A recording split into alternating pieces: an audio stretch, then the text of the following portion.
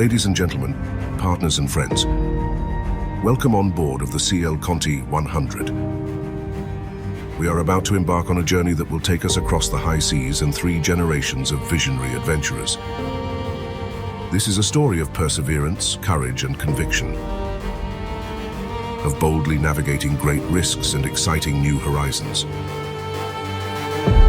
Conti Lines Group, 100 years in motion. The year is 1923.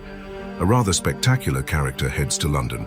Albert Scortison Sr. purchases 2 ships, thanks to an unexpected inheritance. His vessels operate twice a week from the continent to the United Kingdom, between Antwerp and London. And so, Continental Lines is born. Albert achieves rapid success.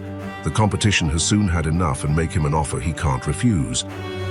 He sells his ships, and Continental Lines transforms into a forwarding company, reinventing itself for the first time. The growth that follows is nothing short of spectacular. Continental Lines did not only overcome the crisis in the 20s and 30s, it also grew to 75 people employed. But eventually the war brought it to its knees. All port activities were closed, and thus the company too. When the war comes to an end, Continental Lines rises again. The company is back, and once again finding its future in new waters. In May 1947, Jean Briand comes on board and breathes new life into Continental Lines. It starts with a particularly large shipment to Peru. Not an easy job, but the motto of the house was, the more complicated the job, the more it pays off. The company and its management showed a lot of courage during that time, taking those bold decisions. Times are changing. The Pax Americana accelerates international trade. A ship-owning friend plans to launch a new line between Antwerp, Bilbao, and the Canary Islands. We see new possibilities on the radar. Continental Lines chooses to diversify as they start to represent local ship owners in the port of Antwerp. The agency activity is born. The destinies of Continental Lines and Jean Briand become even more entwined when he is appointed co-shareholder. In 1957, they set course to Venezuela, winning a tender for the supply of railway rails. This would later become the Colsa line. We did no longer own the ships we operated, but they were under our control. That had never been done before, but it worked very well. Entering the golden 60s, international trade is flourishing. In 1963, Continental Lines once again becomes a ship owner. It builds the Tekun Uman to navigate the waters of Central America and the Caribbean. The currents of time propel the company forward. In 1976, it launches the Conti Asian line linking Western Europe to the Indian subcontinent. After 30 years of successful operations with chartered vessels, Conti started buying ships dedicated to this service. We cross paths with Norway Star Shipping, a new service of ingenious open-hatch ships operating between the United States and Canada, the Pacific coast and Europe. The relationship between our companies is excellent from the very start. It remains so to this day. Conti initiates the establishment of the Antwerp Consortium of shipping agents, representing 20 lines. The loyalty and the transparency of the agents was a crucial element to be successful.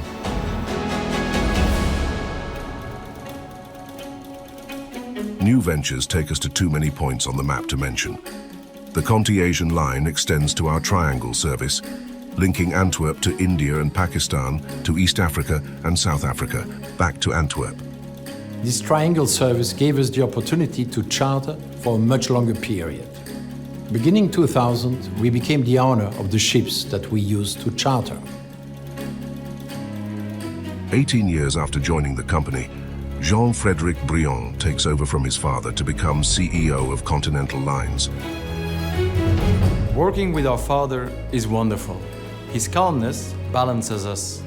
He's supportive to his sons and all the people at the company. And he shares his experiences and let us decide how to proceed, which is pleasant and essential. I dare say that once Jean-Frédéric stepped in, things changed. He made the company big. Continental Lines marks its 75th anniversary by renaming the company to Conti 7, the number representing our 7 different maritime activities: shipowner, operator, broker, agent, forwarder, logistics, customs. Each got its own independent subsidiary. Instead of starting from our main port, Antwerp, we started shipping from other ports. Together with our friends from GMT, we connected the Baltic Sea, Black Sea, and Mediterranean to West Africa. GMT had good contacts in the port in West Africa, and we as Conti Lines, we had real good contacts with the clients. China and Japan are starting to export steel worldwide, and so in 2005, Conti creates a joint venture with Mitsui OSK Lines to export steel cargo from Japan, South Korea and China to Central America and South America. We went global because our main customers inspired us to do so. Conti's strategy has always been to join forces with partners. Our joint venture with GMT was the one to West Africa, which has been lasting for 20 years. The second one is our joint venture with MOL. Our relationship with the Japanese is crucial because they're highly demanding, which keeps us very sharp. It certainly contributes strongly to our reputation. It's not a relationship you have only with one person. You build a relation with the company, so it's Conti Lines together with MOL. One of the top managers there said, Conti, you provide the software, we provide the hardware. It's a very loyal partner. Several business relationships became really good friends. The 2008 crash howls around the world. Conti remains proudly independent, staying the course and continuing to invest. Tough times. It creates synergies, bonds between colleagues. That is of the essence. At Conti, we face challenges every day. But how we deal with it is we deal with it as a team. The purchase of motor vessel CL Antwerp, Conti's newly built vessel, marks the beginning of a new era. Once more, the company changes course towards a more asset-based strategy. An interesting time for the next generation of the Briand family to launch their careers. At heart, Conti remains a family business. Everyone here is part of the Conti family. Jean Briand, celebrating his 60th year at the company, was gifted the ultimate Conti family portrait. My father was a philosopher, a brilliant thinker who never stopped learning. His aim was not just to make a profit, but also to care for the company and its employees. Jean takes a final voyage into the sea of eternity at the age of 94. He leaves us with strong memories of him and his life and work at the company. In 2015, Conti revisits the past, expanding short sea activities with marine chartering services from Italian, Spanish, German and French waters into those of North and West Africa. We decided in 2017 to take the step to invest in second-hand tonnage, with the success that came along. These investments, they allowed us to broaden our backbone. Conti is taking it a step further inland, where we don't only offer shipping services, but we go deeper into port operations, warehousing and barging activities. 2019, the Antwerp Railhouse is part of Conti Invest, a sustainable commodity warehouse. Today, Conti Lines Group and Sea Frigo build a frozen food warehouse in the port of Antwerp-Bruges. Jean-Yves and Gregory Briand bring all the different divisions together under one banner. Conti 7 becomes the Conti Lines Group. The ethos remains the same. Conti Lines took a lot of positions on newer vessels. Brand new means less consumption, less emissions.